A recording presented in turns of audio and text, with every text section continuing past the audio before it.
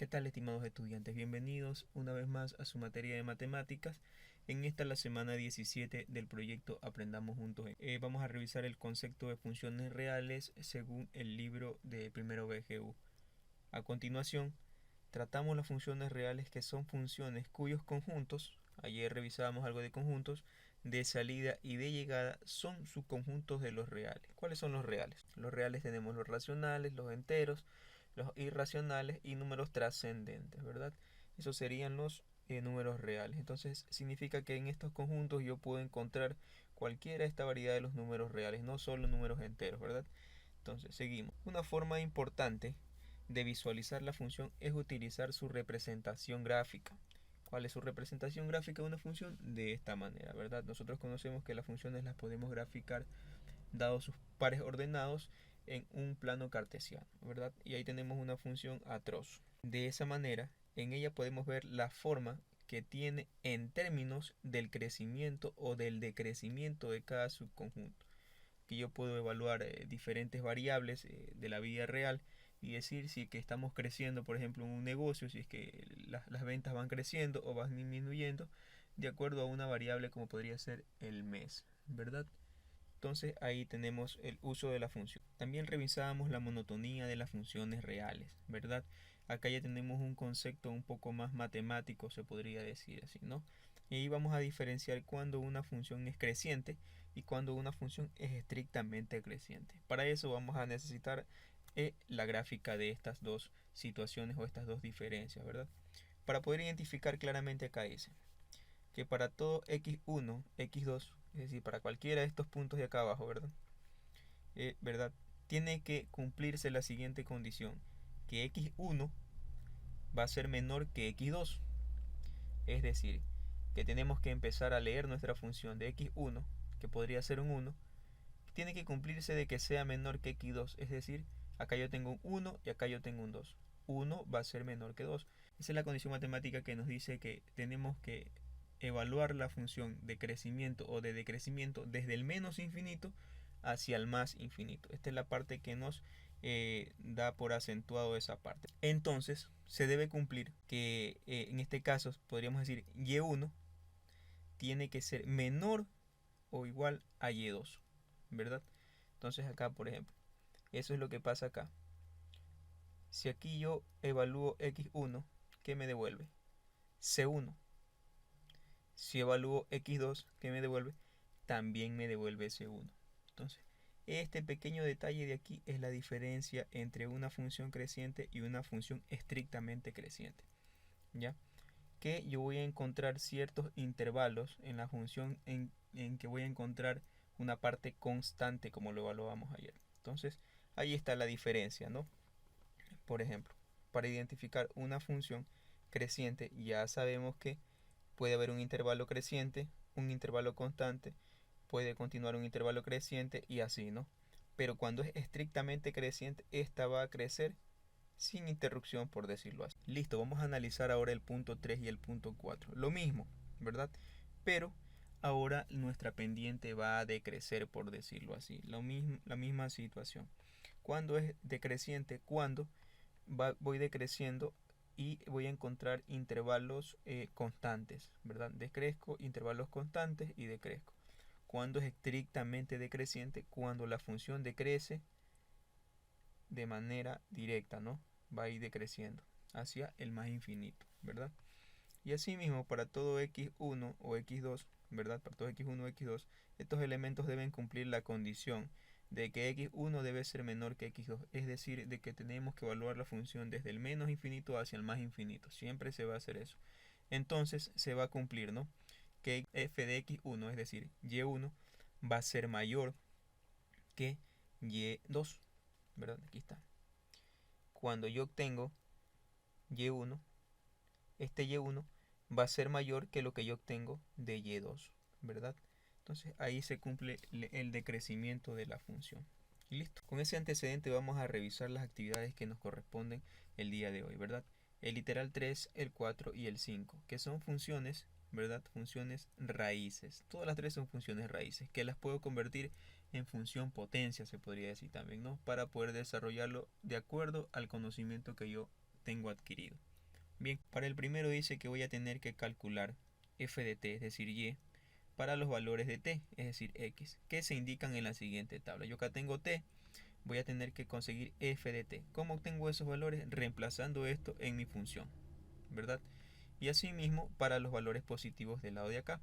Voy a tener que reemplazar, en este caso acá me dice que cuando reemplazo la raíz de 3 me va a dar como resultado el 2. Ya vamos a ver cómo salen esas consignas. Luego de eso vamos a tener que realizar, dice, muestra que f es decreciente en el intervalo desde el menos infinito hasta el 0 y creciente en el intervalo del 0 al más infinito. Ya vamos a ver cómo. Finalmente vamos a trazar la gráfica de la función. Para eso vamos a tener que usar nuestra pizarra de Hidro, ¿verdad? Donde nos permiten desarrollar estos ejercicios matemáticos de una manera fácil. Bien, acá yo tengo mi función original, se podría decir así, que es una raíz cuadrada que contiene internamente un polinomio, t al cuadrado más 3. Esto yo también lo puedo expresar de manera de potencia, de esta manera, ¿verdad? Ahí yo tengo lo mismo. ¿Qué fue lo que apliqué? Apliqué esta propiedad de conversión que ya hemos revisado con anterioridad, ¿verdad? Donde yo tengo una raíz y la puedo llevar a una forma de potencia, o también una potencia yo la puedo llevar a una forma de raíz. Cualquiera de los dos métodos que te hayas adaptado en las clases, puedes utilizarlo acá. Entonces voy a continuar con el desarrollo del ejercicio. Para eso voy a utilizar mi tabla de valores, ¿verdad? Y voy a traer los valores que me ponen a consideración allá en el ejemplo que me piden desarrollar. Entonces yo tengo acá x y t de x, y mis valores de x son la raíz negativa de 15, de raíz negativa de 12, raíz negativa de 8, el menos 2, la raíz negativa de 3, menos 1 y el 0, ¿verdad? ¿Qué es lo que yo tengo que hacer? Reemplazar esto en la función, ¿verdad? Para que me dé el valor de t de x. Entonces yo reemplazo menos raíz de 15 en donde tengo la variable y me tiene que devolver el valor, ¿verdad? Entonces vamos allá.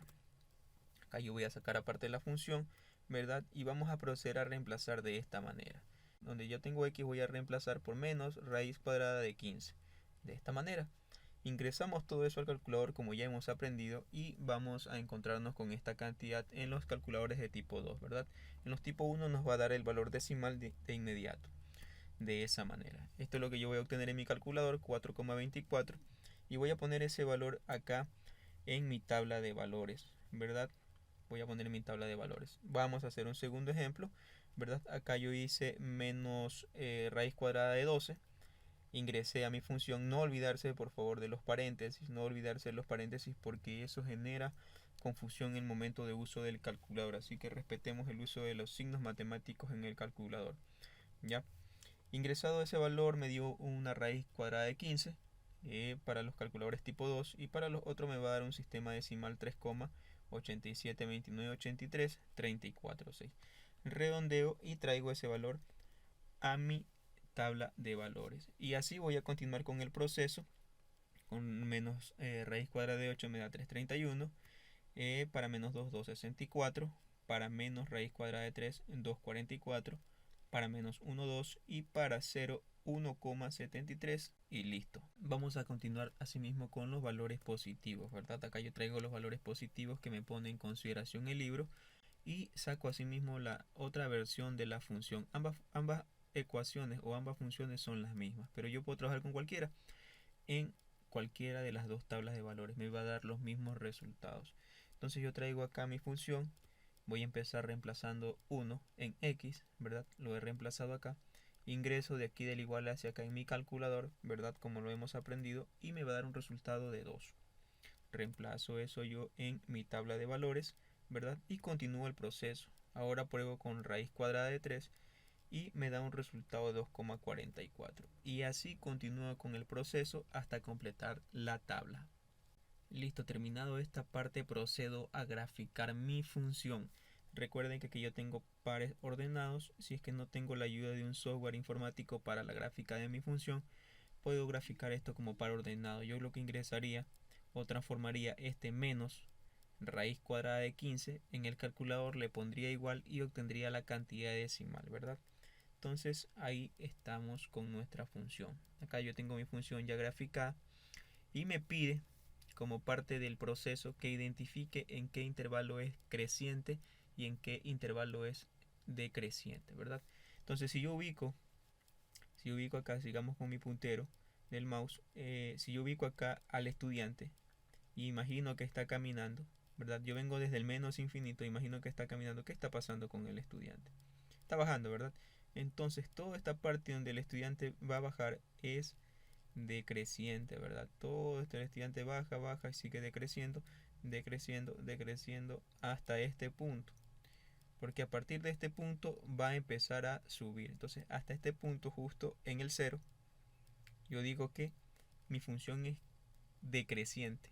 Ahora yo pienso, ¿es estrictamente decreciente o solo es decreciente? ¿Habrá por aquí algún intervalo constante? ¿Verdad que no? Entonces por lo tanto yo debo concluir que desde el menos infinito hasta el cero, mi función es estrictamente decreciente, ¿verdad? Ahora, si yo continúo la trayectoria del estudiante, ¿verdad? Él ya empieza a subir desde el cero, ¿verdad? Parto desde el cero, recordemos acá, ¿no? Que estamos evaluando en esta línea de acá del plano cartesiano en el eje de las X, que fue como se le hizo la práctica anterior, ¿verdad? Desde el menos infinito.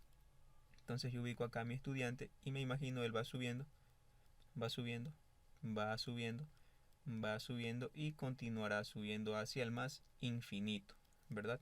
Entonces yo concluyo de que mi intervalo desde el cero hasta el más infinito es estrictamente creciente, ¿verdad? Y listo, estimados estudiantes. A ustedes les queda completar la tabla del 3, ¿verdad? Repetir el proceso que ya les he explicado cómo se desarrolla. Y acá tenemos dos ejercicios parecidos. Ustedes deciden si lo trabajan en función de raíz o en función de potencia. Ambos procesos han sido explicados, tomando en cuenta las siguientes consideraciones. De que acá, por ejemplo, solo les pide que verifiquen si es creciente desde el 2 hasta el más infinito. Acá tenemos otra consideración, que hay que ver si es decreciente desde el menos infinito hasta el 3. Éxitos, estimados estudiantes, en la siguiente actividad.